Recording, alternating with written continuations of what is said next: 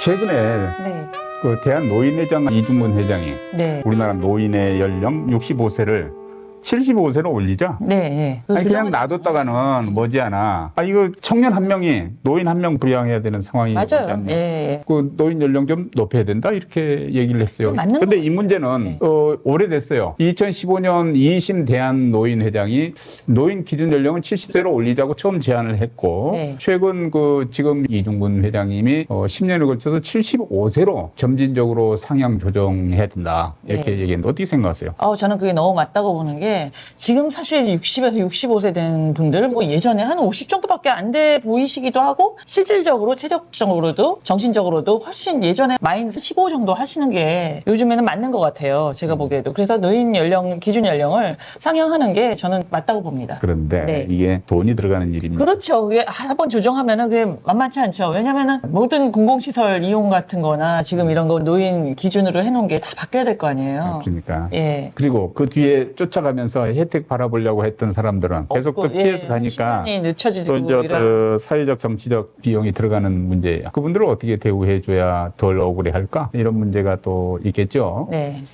유엔은 1956년에 이제 65세 이상 인구가 전체 인구의 7% 이상일 때 고령 국가로 정하고 네. 그때 이제 65세를 노인 기준 연령으로 설정한 바가 있어요. 굉장히 오래된 거죠. 그렇죠. 근데 이게 세상이 많이 바뀌었고 특히 이렇게 급속하게 발전하는 우리나라 같은 경우 네. 뭐 세계 최고령 국가로 이제 장수 국가의 반열에 오르게 됐는데 네. 이런 현실이 지금 반영이 안 돼 있는 거예요. 그렇죠. 56년에 65세를 정했는데 지금 그 당시에 한 66세, 7세 정도가 평균 수명이었단 말이죠. 맞습니다. 근데 지금 83세 가까이 되는데 네. 이런 현실이 반영이 안 된 탓이에요. 지금 뭐 주변에 보면은 90세 넘으신 주변 친구들 부모님들이 너무 많으세요. 어머니 아버지가 70 막 그러는데 부모님이 다 95세 막 이렇게 장수하셔가지고 지금 친구들 부모님 자체도 그 부모님의 증조부겠죠. 제 친구들의 이제 증조부님들이 살아계시고 그러니까 제 친구들의 부모님들이 그분들을 부양하는 지금 형태가 된 집이 굉장히 많아요. 그래서 지금 현재는 그 80대 이상, 90대 정도 노 부모들이 사실은 아무런 대책이 없이 수명만 늘어나신 경우가 많아가지고 지금 저희 또래의 부모님들께서 굉장히 힘들어하시고 또 어떻게 해야 될지 이 부모님들도 나도 이제 노후인데 예, 이 부모의 노후를 어떻게 계속 해결해야 될지 이게 막막하실 때가 있어서 그게 연령 조정이 불가피하기도 하지만 또 그보다 만약에 조정이 되면 그 밑에 연령에 진짜 아까 말씀하신 대로 어떤 혜택을 노인으로서 이제 받아야지 하고 계시던 분들은 난감하시단 말이에요. 또 이런 경우는 어떤 뭐 준 혜택 정도는 해줘야 되지 않을까. 예, 나이 먹은 게 무슨 자랑이라고 뭐 혜택 하고서 그걸 요구한다는 것도 이제 썩 내키지 않는 측면이 있긴 한데. 근데 은퇴 연령이 조정이 잘 안 되니까요. 그러니까, 그렇죠? 정년 네. 상향 조정의 문제도 있고 그런데 네. 이게 이제 잘 안 돼요. 경제가 잘 돌아가고 호황이고 막 일자리가 생기고 그러면 이런 문제들이 그렇죠. 이제 쉽게 될 텐데 지금 상황은 그렇지가 않잖아요. 2015년도에 유엔에서도 같은 얘기를 했어요. 평균 수명이 증가했는데 이걸 반영해야지 그 56년에 정한 걸 가지고 아직도 기준을 써서 되겠느냐 하면서 그때 유엔은 노인 기준 연령을 한 80세로 올리는 게 어떠냐 이렇게 제안을 한 바가 있으나 아직 뭐 국제적인 의견 합치를 못 보고 있는 상황입니다. 그러면 65세라는 노인 기준 이 연령에 해당되면 어떤 예우와 혜택이 있는 걸까요? 이거 우리 뭔가 있으려하지만 구체적으로 잘 모르고 지내는 일이 있어서 오늘 한번 살펴볼까 합니다. 네. 우선 경로우대가 있죠. 그렇죠. 예, 경로대 대표적인 게 뭐 맞죠. 있습니까? 예, 지하철, 예, 지공거사가 예, 되는 거야. 대중교통 무료 이용이 가장 그러니까 65세가 달한 네. 그 생활에 가면 생일 이후에 가면 주민센터에 주나? 그리고 농협 카드를 줘요. 농협 카드요. 네. 지하철 이렇게 쓸 수 있는. 그 주민센터에서 주나요? 젊으시구나. 저도 이제 뭐 곧 받겠죠. 네. 그러니까 그 농협 카드를 줘. 네. 카드를 주는데 카드 기능은 없이 지하철만 이렇게 댈 수 있는 뭐 이런 기능이 있는데 지금은 요구하면 이제 카드 기능도 함께 결합해서 준다고 그래요.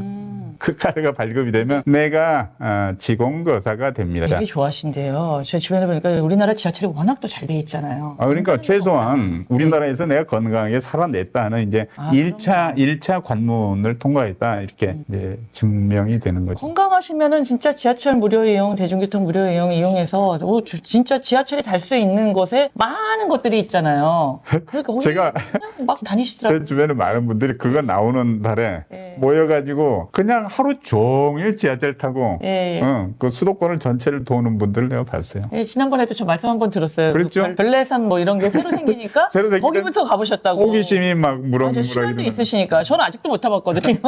그러니까. 예, 그래서 그거 생겼다고 얘기 들었는데 그게 남양주까지 다 연결되고. 그러니까 지하철과 시내버스 등 대중교통 무료 또는 할인 혜택들이 있죠.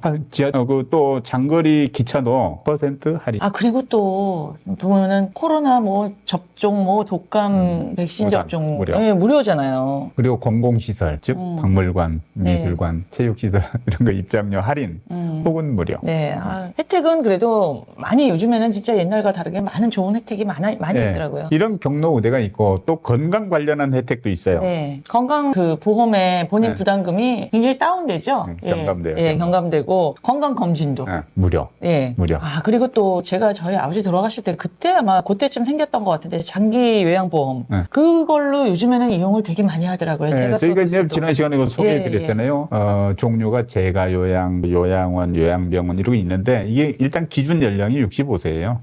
65세에 달한 사람을 대상으로 네. 등급을 매겨서 그런데 들어갈 수 있는 여건을 부여해요. 등급 5등급에서 1등급까지. 그래서 5등급과 4등급은 재가 요양을 할 수 있어요. 하면 그리고 1, 2, 3등급이 요양원에 들어가거나 요양병원에 들어갈 수 있는 기본 여건입니다. 그 와상, 침대에 누워서 요양받을 수 있는 여건이 되려면은 1, 2, 3등급. 1, 2, 3등급. 그리고 치매는 무조건인데 치매에도 이제 등급이 또 있긴 하죠. 그리고 또 65세에 달하지 못했더라도 치매 판정을 받으면 받거나 노인성 질환으로 판정을 받게 되면 이 장기 요양보험의 혜택을 받죠. 맞아요. 그런 데를 다니시는 것 같더라고요. 그 집에 그 재가 요양도 오고. 그리고 지금 뭐 독감 예방주사 아까 맞으셨어요? 저 해마다 사실은 저도 몸이 조금 운동은 그렇게 해도 감기를 너무 무서워해가지고 독감 예방주사 해마다 맞았는데 사실 올해 너무 바빠가지고 지금 놓쳤어요. 제가 그렇지만 나도 못 맞았어요. 그러세요? 언제 못 맞으셨어요? 이게 이제 백수가 얼마나 바쁜지 몰라요. 여기 특히 이 동네 다 무료잖아요. 그렇죠?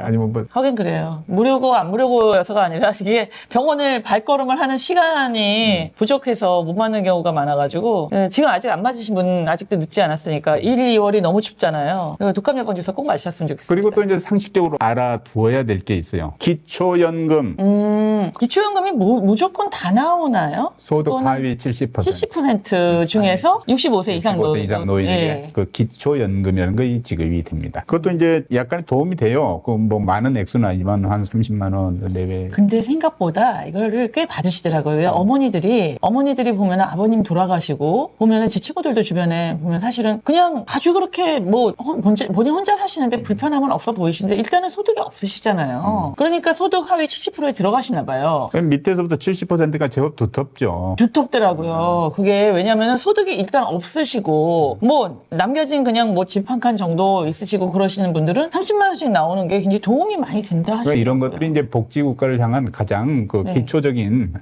방벽이에요. 이걸 그렇죠. 통과해야 이제 네. 복지국가를 할 수 있는데 우리는 지금 하여튼 뭐 최대 한 30만 원 정도에서 차등 지급을 하고 있어요. 그것만 해도 또 그렇게 국가에서 지급해주면 얼마나 좋으시겠어요. 본인도 본인이지만 또 자식들이 자기를 부양해주는 어떤 그런 용돈이나 이런 거 말고도 내가 내 스스로 받아서 손주들 용돈이라도 조금씩 주고 이러시는 재미가 쏠쏠하시다 그러더라고요. 물론 이게 이제 뭐 충분한 생활비가 뭐 된다는 되진 건 말도 안 않죠. 되죠. 예. 하지만 하여튼 이거 도움이 되고 그럼요. 하니까 예, 그렇다 그러더라고요. 중요한 거죠. 그게 이제 65세에 걸려 있는 문제예요. 네. 그러니까 국가적으로 부담이 크지. 이게 지금 연령 조정이라는 게. 그리고 또 여기에 대해서 저항감도 많이 있을 것이고요. 그리고 복지시설, 네. 복지시설 이용 네. 하는 문제하고 또 관련이 있어요. 그 복지관 요즘 소위 말하는 복세권 복세권.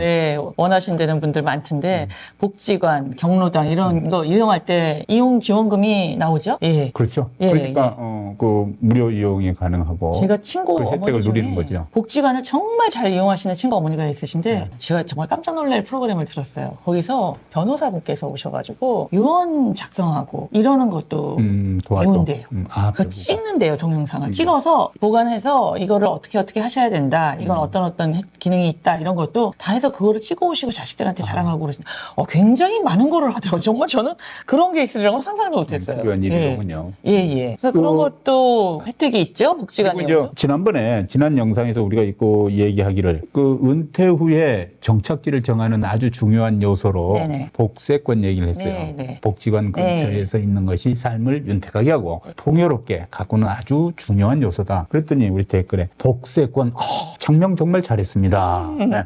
처음 듣는 얘기지만 그 일리 있는 얘기네 하면서 공감을 표시해 주신 분이 계시거든요. 진짜 조금 아까 얘기한 제가 그 위원장도 거기서 배워 오셨다는 그 어머니는 지금 실제로 그 복지센터 근처로 이사 가신대요. 그래요. 예. 지금 이걸 깨닫고 그렇게 하려고 하는 분들이 되게 많아요. 예, 그게 그런데 이제 나중에 깨닫고 가려면 또 무리가 있을 거 아니에요. 그런데 그렇죠. 미리 젊으신 분들이 은퇴할 때 그것도 고려하면서 정착지를 정하는 지혜가 그러니까요. 필요합니다. 지금 80대신데 거기까지 이제 대중교통을 이용해서 가시다 보니까 더 늙으면은 내가 여기까지 어떻게나 해가지고 그 근처로 이사 가신대요. 저 처음 그렇듯 들었어요. 우리가 머리 쥐어 짜가지고 생각해서 장명한 거라니까요. 그러니까요, 복세권. 근데 네. 요즘 엊그제 어디서 들으니까 놀세권도 있대. 놀세권은 뭐? 놀기 아주 좋은 대학을 그런 가는 동네. 젊은이들이 놀세권 대학을 선호해가지고 놀세권 안에 있는 대학 선호도가 단연 놀세권. 높다는 거예요. 그 근처에 그 위치가 어디냐, 그 근처에 상가가 형성이 잘 돼 있느냐, 잘 놀기 좋으냐